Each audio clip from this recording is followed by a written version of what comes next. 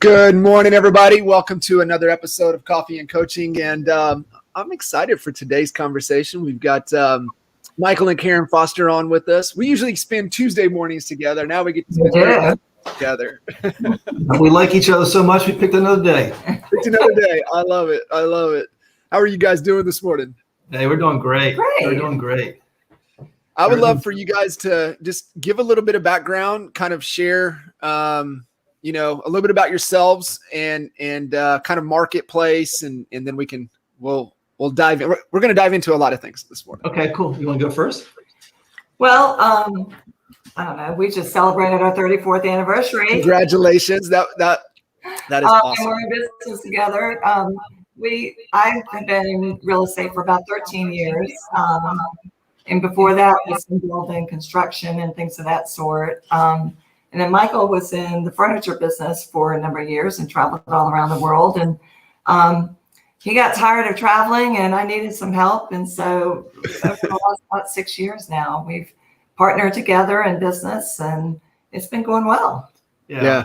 It's an interesting mix because Karen's very patient and very good with clients and with systems and marketing and those are all things I'm not great at, honestly, but I love the sell. I love working with investment clients and I love working with first-time buyers. So it's new to me because I spent my whole career B2B, business to business, running companies, sales management, whatever it may be. And so it's been an adjustment, but I am having a blast. And I tell people all the time, I wish I would have done this like 5 years sooner because it's been great working together. A lot of people say, can you really work with your spouse? Well, look, we've been married 34 years. If we can't get along in business too, there's something wrong with the marriage. So I don't know. I've heard it's broken up marriages.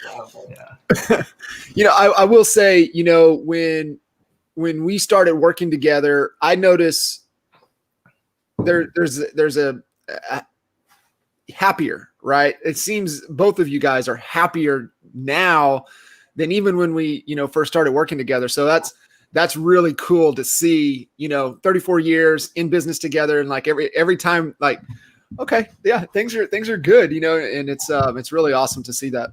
Well, thanks. I will say, we know we need help and we need direction and we need guidance. And we've been with you now, John, for a year and a half, I think. Yeah. Almost 2 years. Almost 2 years. So, we've gotten some terrific guardrails set up by you and some great paths to go down. And, that's good, but we still have to execute. And you are really great about making us accountable. And as a result of that, we're doing a lot of things right now. And that takes a lot of the pressure off. Yeah. What I'm curious, and I don't know why we've never talked about this, but what was the furniture business? What the heck were you? What were you doing on the furniture side of things? Okay, so Cliff Notes. So it's not too long. My father was in the business for 25 years. Started an import company for category of wicker and rattan products. I actually made my first trip to the Far East at the age of 21, really just right after China was normalized by Richard Nixon, giving my age away. But we were doing product development, design, merchandising, and we were working in Indonesia, the Philippines, Taiwan, China, Hong Kong. And we would make 6-7 week trips, circles, because we go back around twice, once to start the designs and 2 to come back and check them. So I'd be gone sometimes 7-8 weeks. Now, I was young and single. And anyway, that worked out great, learned a lot.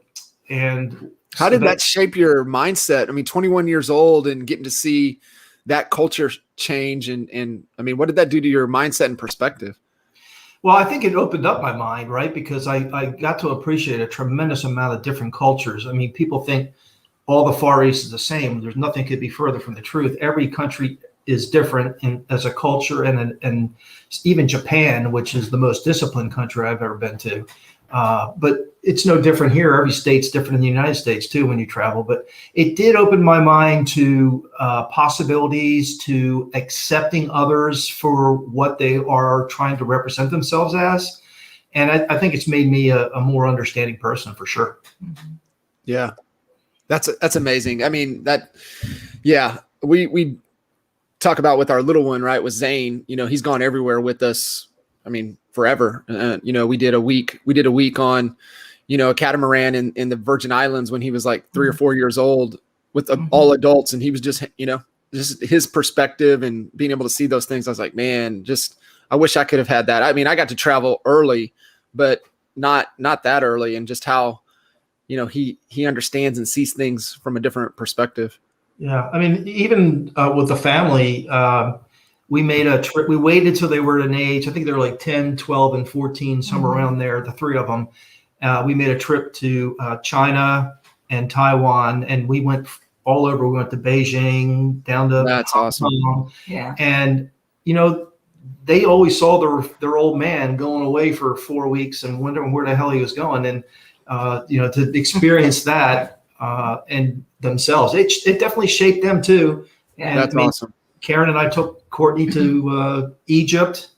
So, I mean, it's just been fun to grow and understand more. Yeah. I love it. Yeah. I mean, just being able to do that, not only for yourself, but being able to do that for our kiddos, because it changes their mindset and their view of the world and how much bigger, and, It really is. It's a huge world, but it's small. Yeah, for sure. So Karen, so construction prior to getting into real estate. So is that just kind of a natural transition for you? It's something I've always loved. And I was in like mainly coordination, like coordinating the projects. And a lot of people kept telling me, Karen, you need to get into real estate. Of course, I got in when the crash happened. So it's a great time to get in. It was a really great time to build character and really learn the business. What so project management, was it residential? What projects were you guys focused on? Super easy transition. I mean, I think that for us being able to, when we were in Lawton, we had to get into everything to make any money just because our price point was so low. And that was my favorite part, was when we were doing the rehabs and new construction projects and developments, being able to see from that angle, to see everything that goes into it.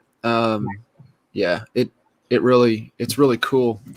Definitely my favorite part of the whole business. Well, it is. It's kind of fun to see something, like if you're remodeling, tear it down and make it new, and how it happens. And there's a lot that goes into it. A lot of people don't think, there's a lot that goes into it. Just like real estate, people think we show homes and eat bonbons all day, Furthest from the truth. Well, then we have a coach, you have marketing meetings and strategies, and it's not just showing pretty homes. No, not at all. So let's talk pre-EXP. And so you got into real estate, and did just have to figure it out. You jumped in, you got aligned with the team. I started with Remax, and yes, I did partner with someone for about a year, and then decided to go out on my own. And it was a great learning curve, actually. And our other business partner, Scott, he was with there, and both of us kind of partnered together when we learned, took, Buffini and, all those different, we became buyer agents together and learned all those systems and all. But then when we realized we really wanted something different and kind of form I felt like we were getting stale. And so then we investigated different things and found our EXP to be the place. Well, and I'll just jump in for a minute. So, I came in at Remax with Scott and Karen were there. And so what I said to Karen was, before we get too much further into this thing, we need to find out what else is going on in the marketplace. There's a lot happening, and you and Scott have been at Remax for a long time. So we actually went out, and at our effort, we weren't being recruited. We went out and reached out to these brokers and charges at various different brokerages just to find out what was going on with the different companies and see if there's something out there that maybe we could be doing that might be better than what we are doing now. And was there, Michael, was there something missing that you guys were seeking to look for? Well, I mean, we're not going to put Remax down because they did a great job for us over the years. But the value that they provided for the commission that we gave up wasn't a parallel to what we're getting at EXP, is the best way I can put it. And we felt like we were leaving a lot of money on the table there that wasn't giving us the things to grow our business. And all the things we did to grow our business while we were there were our own. We did our own lead generation, our own marketing, our own websites, et cetera, et cetera. And when we started talking to EXP, I mean, forget all the other financial benefits, just all those things that we're just talking about now that they provide as part of the package was really the first reason we thought about leaving. I love that. I want to say it just from a different perspective for everybody that will hear this message, is that's how agents look at things, right? When they get their commission check and they see, you know, if it was a 10,000 commission and they got 4,500, they're like, they're not focused on what they get, they're focused on what they didn't get. And so then they're like, okay, well, what's the value trade-off for what I'm getting? And then, you know, they have conversations with their significant others, they have conversations with their friends. That conversation is like, well, you should go do it on your own, right? So then that starts the noise in their head. So for you as team leaders listening into what Michael just shared, you have to make sure that, you know, one, the value is visible.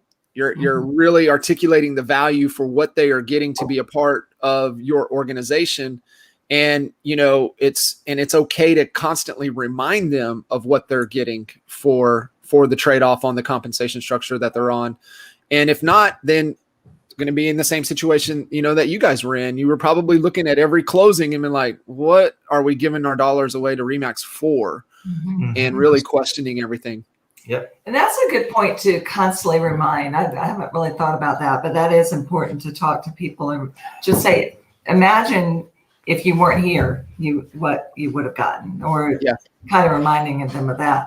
But one thing it's hard to articulate, but this community of people helping people, I've never seen it. I don't know another brokerage that does it. I know a team here, a team there may do it, but across the whole EXP network, everybody is sharing. It doesn't really matter. And it's really hard to describe until you're in it. Yeah. It's contagious. Yeah. I mean, you just feel like you can't give back enough because of everything everyone's giving to us. Yeah. I mean, I'll tell you a very quick story. So I have a friend that's an agent for another firm, and he reached out on the local media and said, I've got a client that wants to see a house on Saturday, but I'm going out of town. Can somebody show? And so I just reached out to him. I said, sure, I'm available. He said, well, you know, I want, what do you want for it? I said, nothing. And he said, well, what do you mean? It's not an EXP guy. And I said, I just do it. Like to come over. I just I should like them to come over, but you know, I said, I'll be happy to do it for you. It's one showing, 8 o'clock Saturday morning. I'm up anyway. And he's like, really? He said, can I at least buy you and Karen dinner? I said, to tell you what, you make the sale, you can buy me a beer. But that's my new attitude. And it's EXP driven, because I realize the more you give, the more you'll get back. Yeah. It's just always thinking of how can I add value to this human? How can I add value to this community?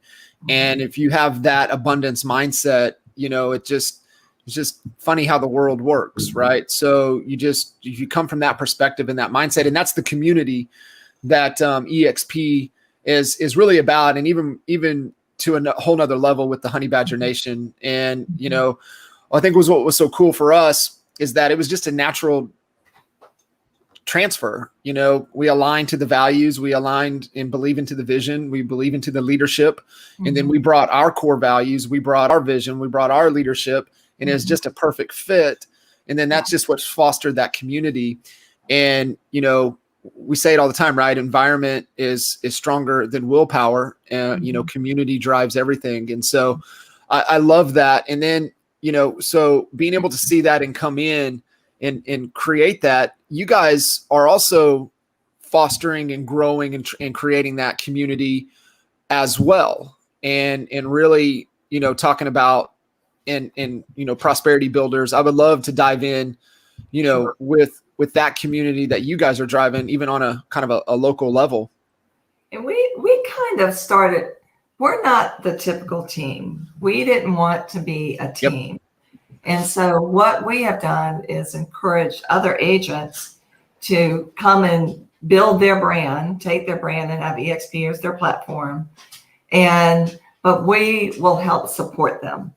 And at all different levels. Some of them are really experienced agents, some of them are brand new. But we have formed what we're calling prosperity builders. And we're sharing all the time. Today we've got, an agent sharing something. We have another agent share how she does listing presentations. We have another agent that took a social media class for 8 weeks and shared some of the things that she's learned. So this group of prosperity builders are working together, and none of them will benefit from each other. And that is just the coolest thing to see. It is, and they're all that. Some of them have formed their own little accountability groups within our group. And it's neat. That is not what we envisioned, but we've got 3 agents that are doing that. And you guys just have a vision for it, right? And it's the go-to place in the Triad area for the dominant force for real estate. And I butchered that up. I mean, you guys have it really dialed in, but it's fostering the vision and then aligning the people, and then the community creates itself. And that becomes the culture just because of who you guys are. And I know you had mentioned Scott, just so everybody listening in. So Scott is business partners with Michael and Karen. He's fantastic. We'll have him on Coffee and Coaching in the future. Yeah. Talk a little bit about, because I'm pro partnership. Obviously you guys are as well. Talk a little bit about that. And listen, everybody listening in, just because you think of how something is. So this is, Scott, Michael, and Karen, they're like, hey, we want to be a partnership. We want to form this community. We don't want to build a team. Understanding that it can be whatever you want it to be. It's so creative. Design it how you want to design it. And that's what I love about how you guys have done it. Because I don't know of anybody else that has kind of structured the way you guys do. And it's awesome and it's working. And you guys designed it that way. But chat a little bit about, I would love to hear your take from a partnership perspective, and because there's a lot of folks, hey, should I partner with somebody? Should I not? I'd love your guys' perspective on that. Well, so there's 3 of us, the 2 of us and Scott, and we just went into this thing and said, we're going to be equal partners, equal investors in our business. So even though it's Karen and Michael, it's not half and half. It's, we're 2/3 and he's a third, because we're a third and third. So all the investments in the business are shared equally, and all the rewards of the efforts we put in are shared equally. And it takes the pressure off, because you don't have anybody thinking somebody's getting more than somebody else.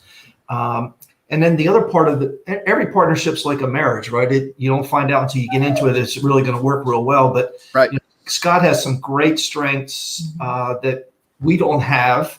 I'd like to think we have some that contribute to what his efforts. I do know between the 3 of us, we're having our best year we've ever had. And it's because we're starting to hit on a lot of cylinders. If you ask Karen, we still have a ways to go, because she's pushing us all the time to get the processes. What it takes. I love that about her. But it really does work. And there's a level of trust. And because of the way we structured it, there's not a lot of oversight, because we are experienced business people, and we do count on the other person of coming through. And then our weekly accountability with you, as well as we have a partner meeting every Tuesday, an hour before your session with us.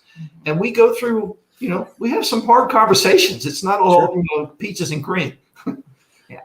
Yeah, no, I think that's important. Being able to, well, you said it right. There's trust there, and so you have the ability to be really candid in our conversations, but knowing that those candid conversations are coming from a place of trust, a place of love, and a place of caring, because we all know we're in agreement of what we're trying to do, and we're just holding each other accountable to pursue that bigger picture.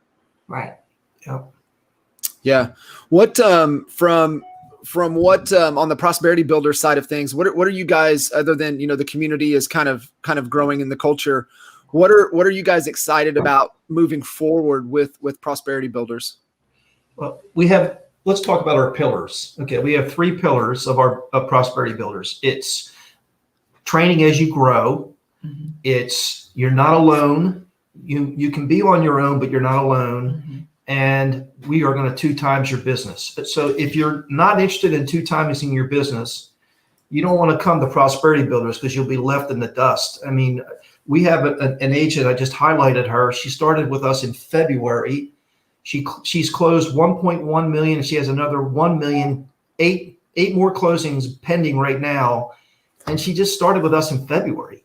So, and we love talking about that and sharing the successes with our teammates. But Karen's put together a terrific training schedule that we follow. We're on role plays every Monday and Friday. We have training with new agents on Tuesday. We have some sort of training on Thursday in this time slot that we moved.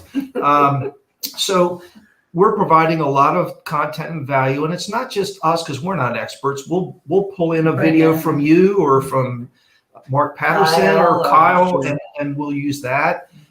And so on top of that, we give them leads that they only have to pay us a referral if they close it. So there's no investment on their part other than working it hard, and they don't have a big taxation of cost to get in the business. Yeah. And I'm sure a level of commitment on their side as well, right? We do have commitment, because we do have this lead generation system, and we want to make sure that they are benefiting from that and that they're getting leads and working with it. Because talk about the tools and the process. What are you guys using? Well, I know we have KV Core, through EXP, but we also got follow-up balls with Wailopo. And we've had that. We got it, the 3 of us, about a year ago. And tell them why we went to follow up loss. Well, because of Kyle. Well, yeah, Kyle actually. He's like, you go to follow up loss. That's the EXP experience. He talked about it. So we got on a call with him, and he shared with us how his team is doing it and structuring it. But then we realized there were so many leads coming in that we couldn't handle them. And so we said, well, why don't we offer this to our agents? And at that time, I think we only had about 16 agents.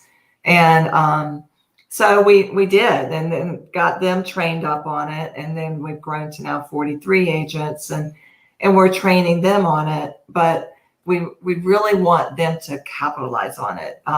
We have had some agents, about 4 or 5 sales from it.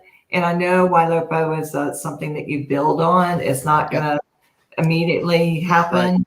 Right. But over the next, since we've had it a year, a lot of those may become hand raisers and become active buyers or sellers. So they're excited about it, and that they don't have to pay for it. But it's us giving back, and we want to be able to help them grow, just because if they grow, we all grow. Right. 100%. So somebody listening in saying, okay, so are you just covering that bill, throwing it out there? They have to commit, they hold them accountable. They're not investing in it. So how would how have you guys structured it? Yeah.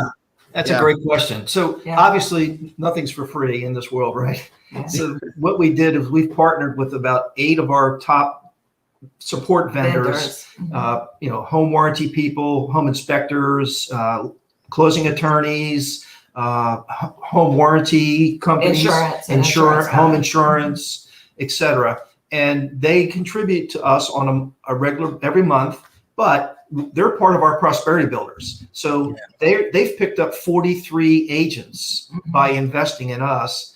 And every one of them, when they write the check to us each month, or Zelle it or whatever they do, they send a little note. I had 3 more sales with your clients. They know what's going on, and they're getting the benefit of it. And we are too, because basically it's so they're offsetting our costs. Yeah, Almost all of it, not all of it. More than half. But, more than half. So we're not, chunking out, putting out. That's a mindset shift for a lot of agents out there. What was it for you guys to where it's like, yes, we have to do this. This makes sense.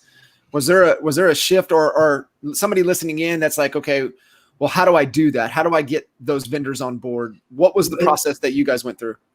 You have to treat it just like trying to convince a client to buy a home, right? You have to be prepared. We put together a PowerPoint presentation. And gave them to the vendors, gave them a schedule of how we anticipate adding agents. And actually, we're right on the schedule, what we said we're going to do. And then we either sat down with them or had a Zoom call with them and went through what we feel like the benefit for them would be, that we want them to participate in all our events. We want them to train our agents on their services. So they felt like they were going to be partners on their business, not just somebody giving us a check. Yeah. So we have like a private Facebook group of prosperity builders, and our vendors are part of that as well. So they will send us little tips or thanking us for, using them.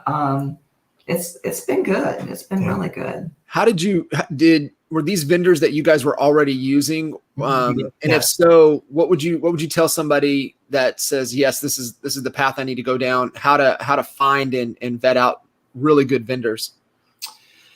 Well, if it depends on how many people you are in your group. If you have 2 or 3, we've always had a superior vendor group that Karen put together a long time ago for the various different people we go to for plumbing, electrical, whatever. But so we went through that list with some of our agents, and there was enough commonality of the people that they were comfortable working with, because we wanted to be sure we weren't offering the sun and providing just the moon to these vendors. We wanted to make sure they were going to get something out of it. So that's how we approached it. Gotcha. So these were ones that you had personally been using. You saw how valuable they were. They saw the value in you guys. So that was key. Right. Yeah. And the key things, you always need a home inspector. You always need an insurance guy. You always need, those are things that any agent would need. And so that's why. It also helped the younger agents because they didn't know who to go to. So we provided a roadmap for them so they don't have to try to figure out a good closing attorney to use. Yeah.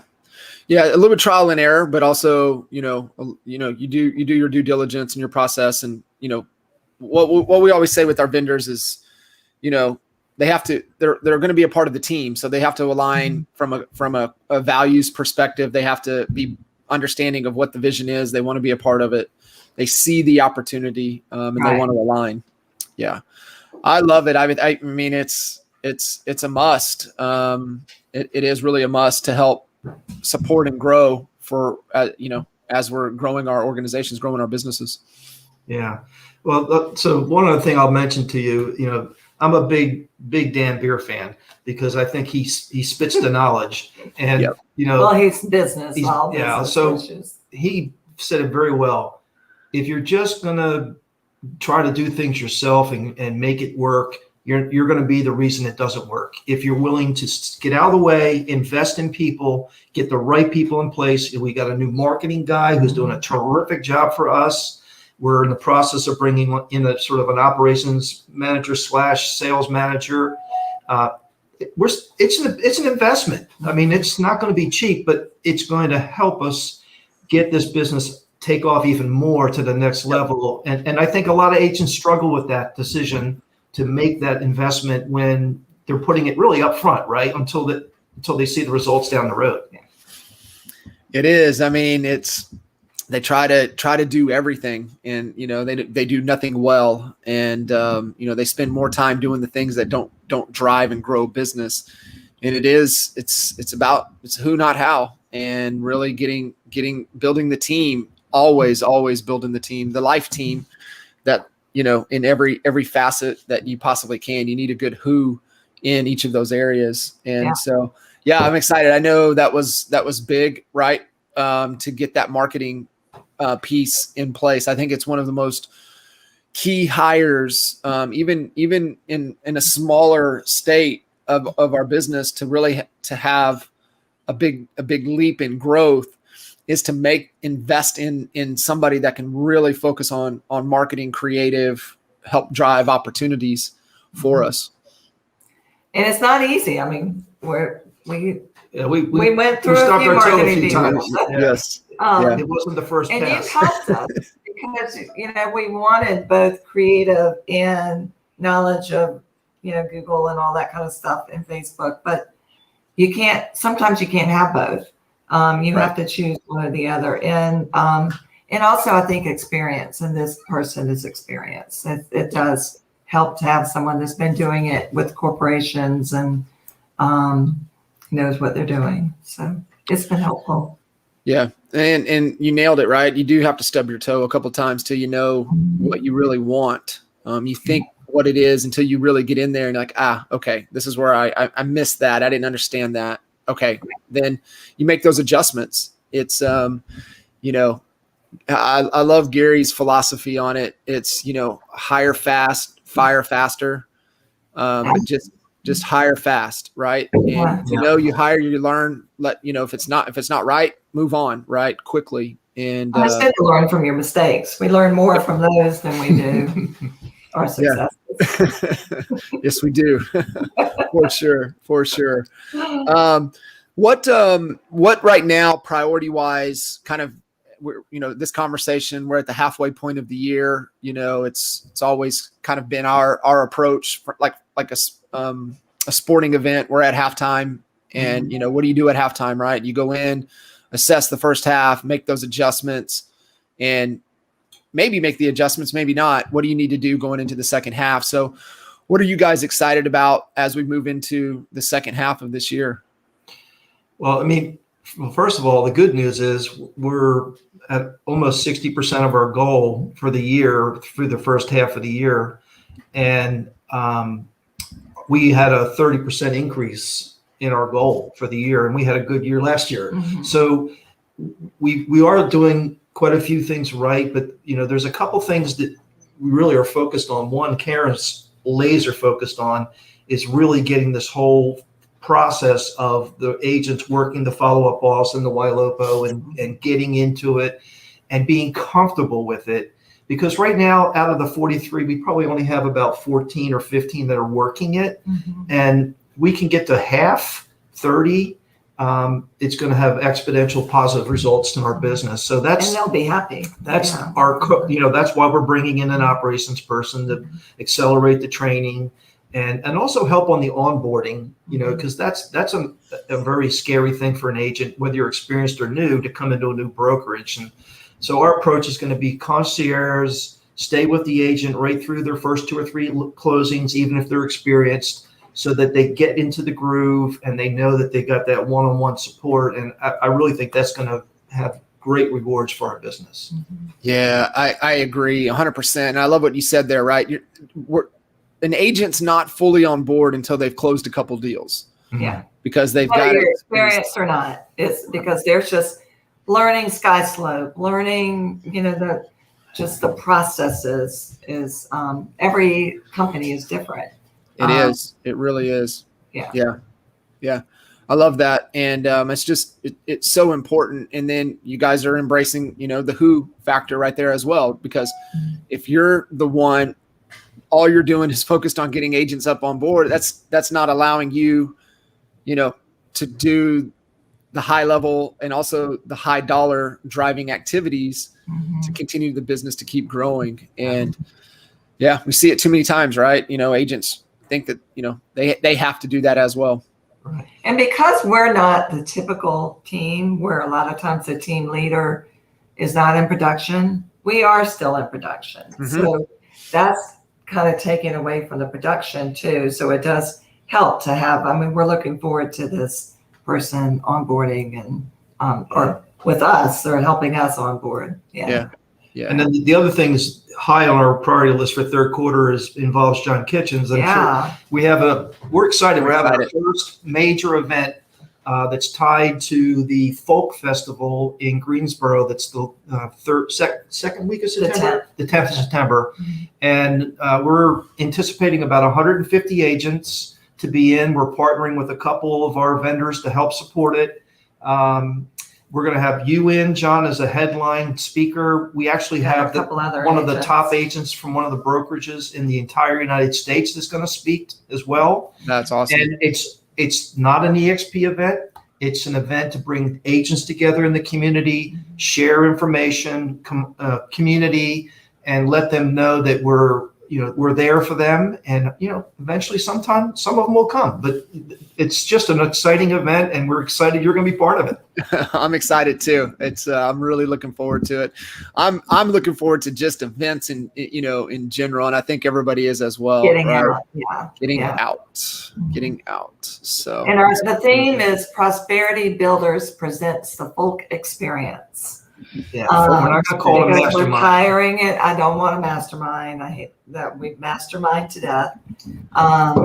So make it casual. But what is the folk festival for folks listening in? What is the folk festival? Okay, so I think there's how many they've had? It's actually a nationwide. Yeah. There's folk festivals all around the country, and there's a group that comes in and trains you how to run a folk festival. They do it for 3 years, and then it's up to you. So they've done it for 3 years, and this is our second one. We didn't have it last year. And it's just a lot of musicians from all over the country, and crafts and things like that from all over the country. Your big outside festival. 3 days. Yeah. They have like 2 center stages, and it's all centered in downtown, and one at one end, the other one at the other end, and then other little music venues all up and down, and then it's just fun. It's all different types of music, food, and all different kinds of music. Yeah. Well, attract people to the area. I think the last time they had it pre-COVID, there were 70,000 people that came in, and we're only a 300,000 population town, so that's a pretty big turnout of people. Yeah. That's crazy. I'm looking forward to it. We'll definitely have to. It's Little Greensboro. I mean, it's a little different from Dallas. It's cool, right? Perspective wise, Lawton, Oklahoma, having brokerages in completely different markets, right? You couldn't be more different, Lawton, Oklahoma and North Dallas. And so I get it. I get it. Yeah. It's cool. So we'll definitely have to get a cigar and a little bourbon while I'm there for sure. I'm sure that'll be. Yeah. That's my therapy. Almost every other post Michael posts on social media is a cigar and bourbon. I'm like, God dang, I'm jealous. Yeah. Well, it's my therapy in the evening. Karen and I have our little back patio that we secluded. It's kind of private, and we go out there. We have a cocktail. I have a cigar, and we talk about the day, review things, talk about our plans and our kids. I mean, it's sort of a nice, getaway, but in our own house. Yeah. And the cigar and the bourbon are definitely a part of it. What's kind of the go-to choice for you guys, bourbon wise? I'll let you do the bourbon. Well, right now it's Angel's Envy. I love Angel's Envy. Yes. Yeah. I opened up a bottle of Buffalo Trace last night. That's a good one too. Yeah. It's hard to find stuff here. We have a local guy here. The name of the distillery is called Fainting Goat, but they have a bourbon. They just released it, the first one in March, and they did the second batch in May. It's called Fisher's. And it's really good. It's got a little bit more flavor. They experiment with flavors, but it's not like a flavored bourbon. It just has a hint of flavor, and it's really good. But those are definitely our go-tos right now. I mean, we spoil ourselves. Jefferson Reserve. We'll do a little Jefferson Reserve. So good. Yeah.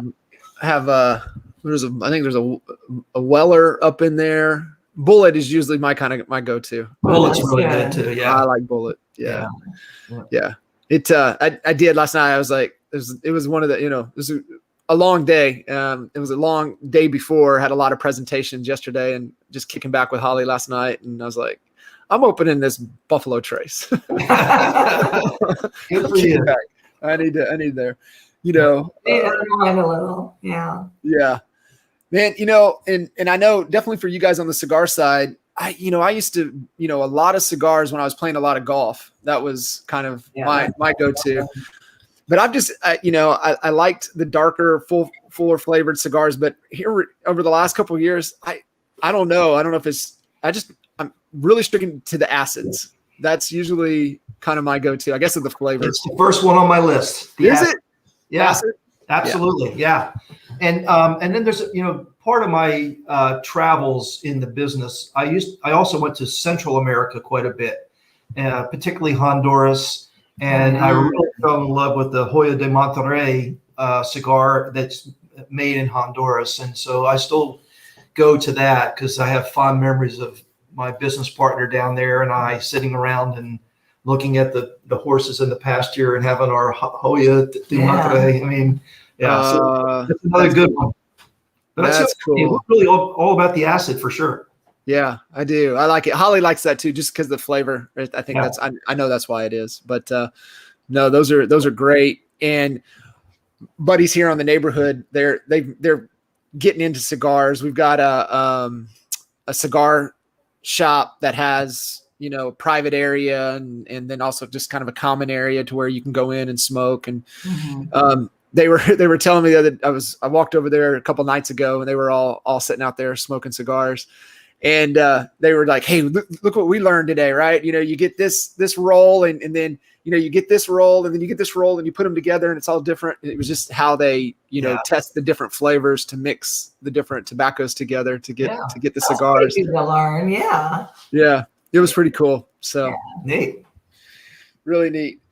Well, I really appreciate you guys moving things around to be able to jump in and hang out this morning. Always love connecting with you guys and just really excited for things to come.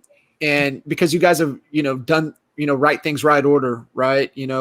Really getting clear on the vision, really determining what you want the model to look like, being very strategic, and then a culture of accountability to execute and knowing that you can't do everything.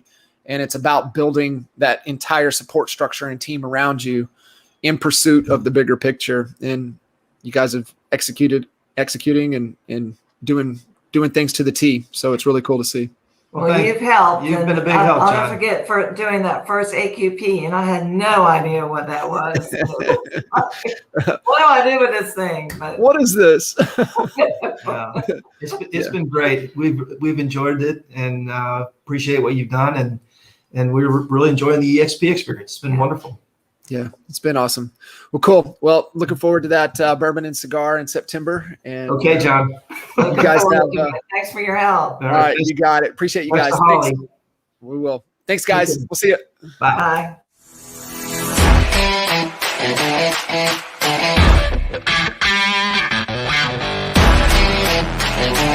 Bye.